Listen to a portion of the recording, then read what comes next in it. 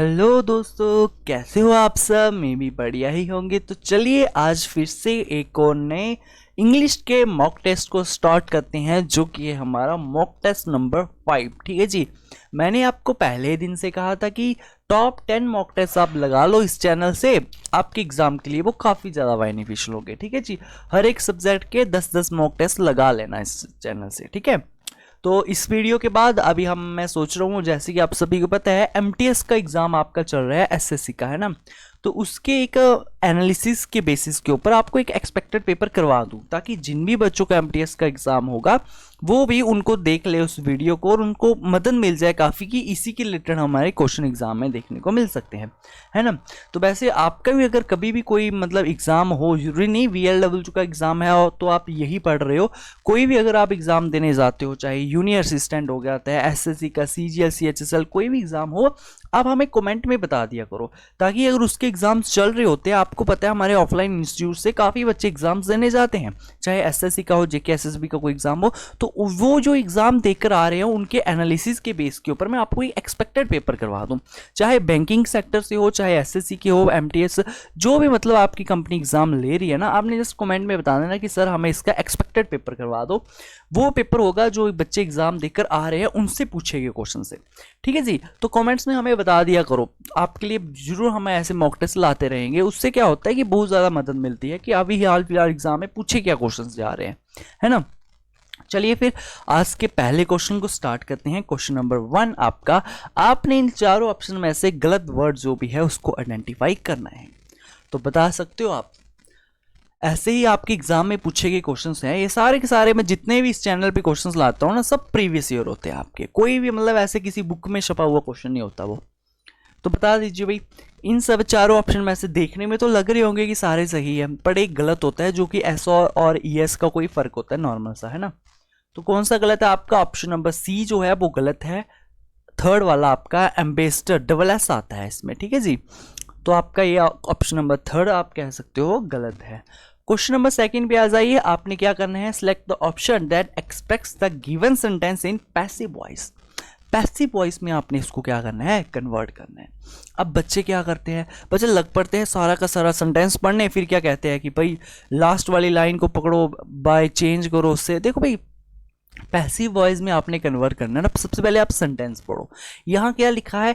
Has short लिखा है, मतलब हैज़ के साथ वर्ब की कौन सी फॉर्म लगी है? थर्ड फॉर्म लगी है। अगर हैज़ के साथ वर्ब की थर्ड फॉर्म लगी हो तो आपका टेंस कौन सा होता है? वो प्रेजेंट परफेक्ट टेंस होता है। और प्रेजेंट परफेक्ट टेंस को जब भी हम पैसिव वॉइस में कन्वर्ट करते हैं, हमारे पास हैज़ बीन आ जाते हैं, और जिस भी ऑप्शन में आपको हैज़ बीन देखने को मिले वही आपका ऑप्शन सही है।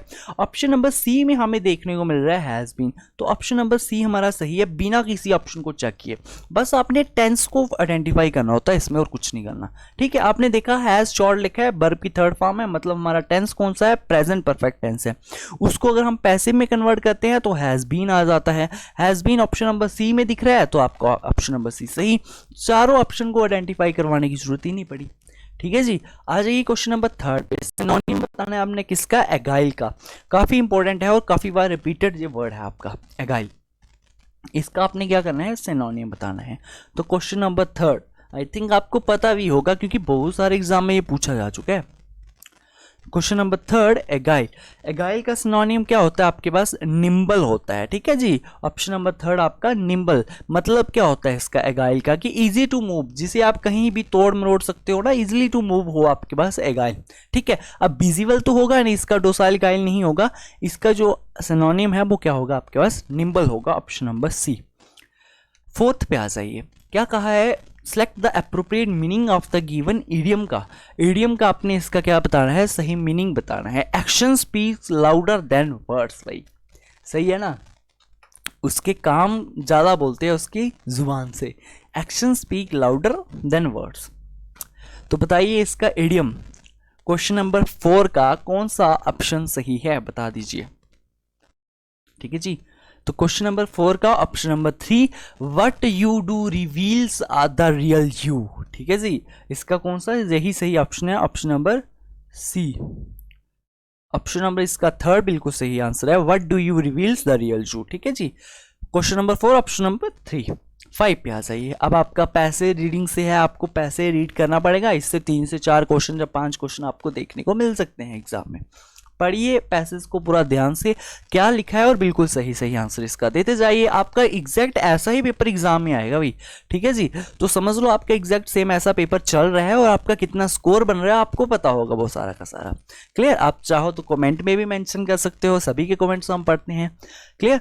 तो क्या आ गया आपके पास? The choices we make in life determine who we are. One's life is dash marked by the exemplary choice one has made dash one's journey। क्या मीनिंग हो गया इसका? मीनिंग समझ आ गया कि नहीं आ गया? कि हर किसी की जो लाइफ होती है ना, हम अपनी ज़िंदगी के साथ साथ क्या क्या निर्णय ले रहे हैं वो उस पर निर्भर करती है, पूरी पूरी तरह डिपेंड करती है उस पर, ठीक है। वंस जर्नी कहा है इन्होंने। तो आपने बताना है पहली ब्लैंक में क्या आएगा। रियरली होगा नहीं, सेल्डन नेवर, ये तो नेगेटिव वर्ड्स है, नेगेटिव स्टेटमेंट तो आपकी है नहीं जी, ऑप्शन तो हो गए नहीं। तो आपका ऑप्शन नंबर बी जो है वो बिल्कुल सही ऑप्शन है। ऑफन मार्क वाई, ऑफन का मतलब अक्सर, अक्सर आप मार्क वाई द एक्सप्लेनरी चॉइस आ जाएगा आपके पास, ठीक है। क्वेश्चन नंबर 6 पे आ जाते हैं। Has made dash one's journey. Question number 6 का कौन सा सही ऑप्शन होगा बता दीजिए। क्वेश्चन नंबर 6 का ऑप्शन नंबर जो है वो सी बिल्कुल सही आंसर होगा। अलोंग वंस जर्नी आ जाएगा आपके पास, ठीक है जी। Question number 6 option number C आपके पास सही है। 7 पे आ जाते हैं।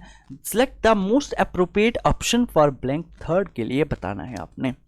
7 क्या कहता है वो? The mega icon Ratan Tata has described his journey dash being a 7 years old boy who played his dash the freedom struggle to being moved by the plight of a family on a two-wheeler which becomes the genesis of the world most dash cat of the Tata Nano।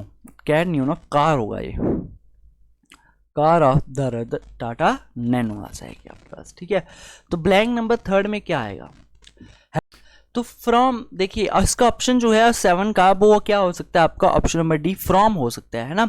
From देखिए जैसे आप लिखोगे यहाँ पे from, from के आगे आप सभी को पता है 2 आता है। जैसे फ्रॉम 5 AM टू 6 AM, जब भी फ्रॉम आएगा 2 तो आएगा ना उसके साथ। तो from being a 7 year old boy who played his dash the freedom struggle to मिल गया आपको, to being moved by the plight of a family. समझ आ गया आपको कि नहीं आ गया? फ्रॉम से लेके 2 आया तो ऑप्शन नंबर थर्ड में आपका क्या होगा? फ्रॉम होगा। 8th पे आ जाते हैं हम। 8th पे हमें क्या कहा गया है कि ब्लैंक नंबर 4 को आपने बताना है। Who played his dash the freedom struggle to being moved by the. अब ब्लैंक नंबर 4 में आपने बताना है कौन सा सही होगा। क्वेश्चन नंबर 8, तो इसका सही आंसर जो रहने वाला है पार्ट इन होगा आपके पास। ऑप्शन नंबर ए बिल्कुल सही है, ठीक है। पार्ट इन, द पार्ट लिया था उन्होंने फ्रीडम स्ट्रगल में। क्लियर? पार्ट इन उसका क्या होगा? सही आंसर होगा। लास्ट आ जाइए इसका ब्लैंक नंबर 5। क्या कहा है कि क्या आएगा? वर्ल्ड मोस्ट आपके पास क्या आएगा? इकोनॉमिकल, इकोनॉमिक कार होगी, कैट नहीं होगा जी, कार होगा, ठीक है। इकोनॉमिक कार होगी चाहे इकोनॉमिस्ट कार होगी, क्या होगा आपके पास ऑप्शन, ठीक है। तो क्वेश्चन नंबर 9 का ऑप्शन नंबर ए बिल्कुल सही कार ऑप्शन है आपका। इकोनॉमिकल कार मतलब सस्ती कार आ गई जो आपके पास, ठीक है जी। Question number 9 option number A. आ जाइए क्वेश्चन नंबर 10 पे। क्या कहा है? The sentence, in the sentence identify, आपने ग्रामेटिकल एरर को आइडेंटिफाई करना है। My hotel in Goa had a wonderful view of the sea in the window. बताइए सही आपके पास ग्रामेटिकल एरर किस ऑप्शन में है आपके पास? कहां पे आपको एरर दिख रहा है? क्लियर? Question number 10।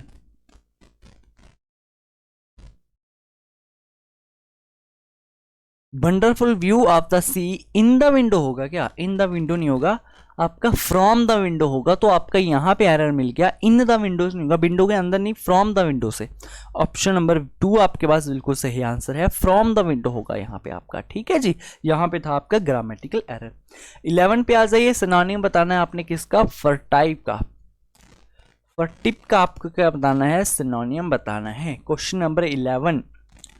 फर्टिप का मतलब क्या होता है? मतलब चुप चुप के से होता है ना, जो गुपचुप तरह के से, उसे हम कहते हैं फर्टिप। तो आपका कौन सा ऑप्शन सही होगा?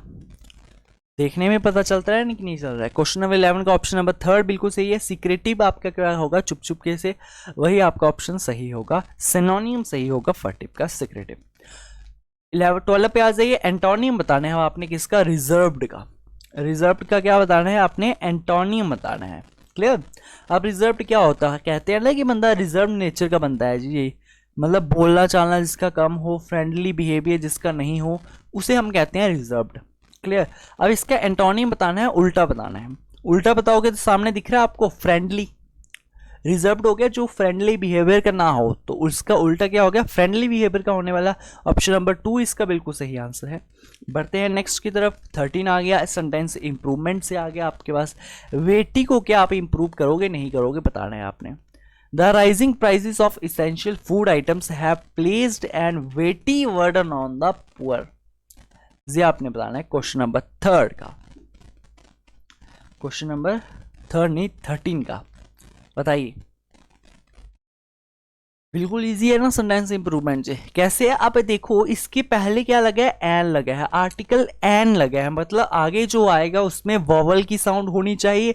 और वॉवल साउंड वाला आपको कहाँ पे दिख रहा है, ऑप्शन नंबर 3 में दिख रहा है, इनॉर्मस दिख रहा है। ठीक है जी, लगा दो, ज्यादा क्यों सोचना है इसमें। ठीक है, 14 पे आ जाइए।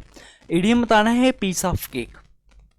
ये भी काफी रिपीटेड इडियम है आपके पास। ठीक है, a piece of cake, question number 14। Option number इसका सही बता दीजिए। क्वेश्चन नंबर 14 का जो सही ऑप्शन होगा ऑप्शन नंबर 3 होगा, समथिंग इजी। मतलब पीस ऑफ केक इजी है, बिल्कुल आसान है, समथिंग इजी। 15 पे आ जाइए। इनडायरेक्ट फॉर्म करेक्ट करनी है आपने। Sita asked his mother, has it been snowing all night. बताइए इसका कौन सा ऑप्शन सही होगा, कौन सी इनडायरेक्ट फॉर्म जो है इसकी सही होगी। Question number 15। सबसे पहले ये देखो कि आपका ये टेंस जो है वो कौन सा टेंस है। हमेशा टेंस के ऊपर फोकस किया करो, आपको आंसर डायरेक्ट मिल जाएगा। ठीक है, अब ये टेंस जो है ना आपका कौन सा टेंस है, ये आपका टेंस है पास्ट परफेक्ट कॉन्टिन्यूस टेंस है, आईएनजी फॉर्म लगी है ना। अब आपको पता है इनडायरेक्ट में कन्वर्ट करने के लिए हम इसे किस में जाएगा, ये पास्ट में जाएगा, तो पास्ट परफेक्ट कॉन्टिन्यूस में जाएगा कि नहीं जाएगा, जाएगा। आप कहोगे बिल्कुल जाएगा सर, प्रेजेंट परफेक्ट कॉन्टिन्यूस में है तो इनडायरेक्ट में करना है तो पास्ट परफेक्ट कॉन्टिन्यूस में जाएगा। क्लियर। हैज इट बीन लगा है तो उसको हम पास्ट में जब लेके जाएंगे तो हैड बीन बन जाएगा। हैड बीन आपको कहां पे दिख रहा है, ऑप्शन नंबर 2 में दिख रहा है, तो यही तो आपका सही आंसर है। हैड बीन आपको दिख गया जहां पे, तो ऑप्शन नंबर आपके पास क्या 2 ही तो बिल्कुल सही आंसर है। ठीक है जी, ज्यादा सोचने की समझ पड़ी क्या, नहीं पड़ी ना, जस्ट टेंस के ऊपर फोकस करना होता है, ज्यादा नहीं। 16 पे आ जाइए। जंबल वर्ड्स को आपने करना है अरेंज, कीजिए भाई, मजे से कीजिए इसको, क्वेश्चन नंबर 16 को। क्लियर।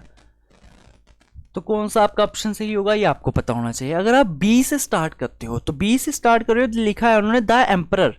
एम्परर मतलब क्या, कौन सा एम्परर भाई, इसके बारे में कोई तो कोई जिक्र किया होगा ना पहले से, डायरेक्ट एम्परर नहीं कह दिया ना, इस एम्परर के बारे में बताया होगा कौन है एम्परर, तो बी से तो स्टार्ट होगा नहीं। अगर मैं ए से बात करूं तो बिहाइंड दैम, बिहाइंड दम मतलब इससे पहले भी कोई बात हुई है, बिहाइंड दैम कम कैमल्स। ठीक है, उससे पीछे पीछे, किसके पीछे पीछे भाई, तो ये भी नहीं हो सकता। अब ऑप्शन आपका 2 या 3 से होगा, इट मीन्स आपका डी से स्टार्ट होगा सेंटेंस। ठीक है, तो इसमें आप गैस भी लगा सकते हो। गैस कैसे लगा सकते हो, देखिए जब भी लिखा हो आपके पास at last, at the end या फाइनली, जैसे आपको ऑप्शन नंबर सी में आपको दिख रहा है। ठीक है, जब भी आपको क्या लिखा हो, आपको लिखा हो eight last, at the end या फाइनली, इट मीन्स आपका सेंटेंस वहां पे खत्म हो रहा है जाके। ठीक है, जहां पे हमें सेंटेंस में क्या देखा, एट द एंड, मतलब हमारा सेंटेंस जो है वो यहां पे आके खत्म हो रहा है, ये हमारा लगेगा सी लास्ट में, ये लगेगा 4th नंबर पे लास्ट पे, तो सी लास्ट में तो हमें ऑप्शन नंबर 3 में देखने को मिल रहा है, वो हमारा सही हो जाएगा। समझ आ गई कहानी। अगर आप बिना चेक करना चाहो तो, अगर आप सेंटेंस को स्टार्ट देखना चाहते हो तो देखिए फर्स्ट ऑफ ऑल लिखा है, जहां भी आपको दिख जाए फर्स्ट ऑफ ऑल या फर्स्टली, इट मीन्स आपका सेंटेंस वहां से स्टार्ट हो रहा है। ठीक है, पहला सेंटेंस आपका वहां से स्टार्ट हो रहा है, और जहां पे भी आपको eight the and, at last दिख जाए ना, वहां पे आपका लास्ट सेंटेंस हो रहा है। ये कुछ एक ट्रिक्स होती है जहां पे आप डायरेक्ट अपना आंसर दे सकते हो। ठीक है, आपको पता चलता है, अगर आप ऑप्शन को एलिमिनेट नहीं करते, आपको डायरेक्ट देखने में पता चल गया यहाँ पे तो हमें फर्स्ट ऑफ ऑल दिख रहा है, इट मीन सेंटेंस स्टार्ट हुआ यहाँ से, एट द एंड दिख रहा है, इट मीन सेंटेंस एंड हुआ हमारा यहाँ पे, तो पहले डी होगा लास्ट में सी होगा, पहले डी लास्ट में सी, हमें सिर्फ ऑप्शन नंबर 3 में देखने को मिल रहा है। ठीक है, 17 क्वेश्चन में आ जाइए। मीनिंग सेम बताना है इसका, हैविंग नो मोरल प्रिंसिपल्स, इसका एक मीनिंग बता दीजिए, इस वर्ड का एक मीनिंग बता दीजिए, मतलब इसका सेम एज द वर्ड, इस जो मीनिंग है इसकी, इसी का वर्ड सेम होना चाहिए वो। क्वेश्चन नंबर 17 का, ठीक है। हैविंग नो मोरल प्रिंसिपल्स, मतलब एक किस्म का बेशरम, कोई उसमें वो नहीं हो, संस्कार नाम की चीजें, ठीक है जी। Question number 17, having no moral principle, तो आप उससे क्या कहोगे? क्वेश्चन नंबर 17 का ऑप्शन नंबर बी यू बिल्कुल सही आंसर होगा, अनस्क्रपल्स, ठीक है जी। ऑप्शन नंबर 20 का क्या होगा? बिल्कुल सही आंसर होगा। 18 भी आ जाइए, फिल इन द ब्लैंक्स में आपने फिलअप करना है जो भी आंसर सही। 18 में, दोस्त earning less than ₹10,000 are dash from paying income tax, ठीक है जी।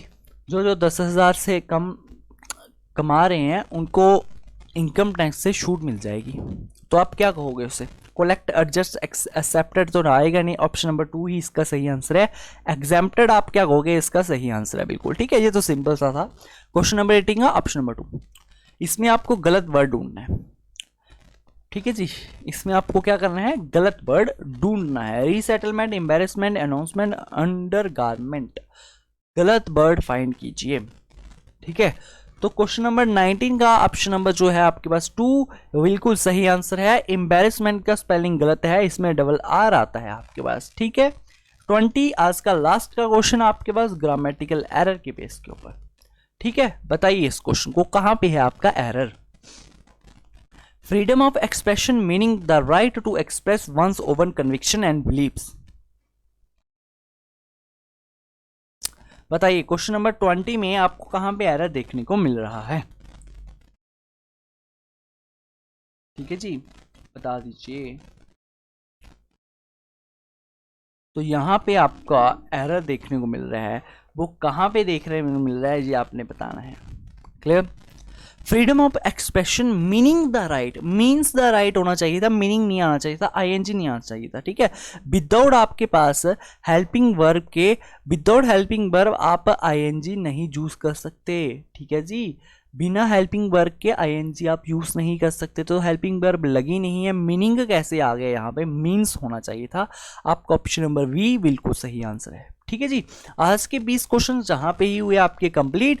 कल से कोशिश करूंगा आपकी जो अभी एमटीएस का एग्जाम चल रहा है उसी के आपको एक एक सब्जेक्ट के सारे मॉक टेस्ट करवा दूं, मैथ के भी करवा दूं, ताकि आपके वीएलडब्ल्यू के एग्जाम के लिए भी काफी बेनिफिशियल रहे वो, ठीक है। मिलते हैं फिर किसी नई वीडियो के साथ, तब तक के लिए बाय बाय।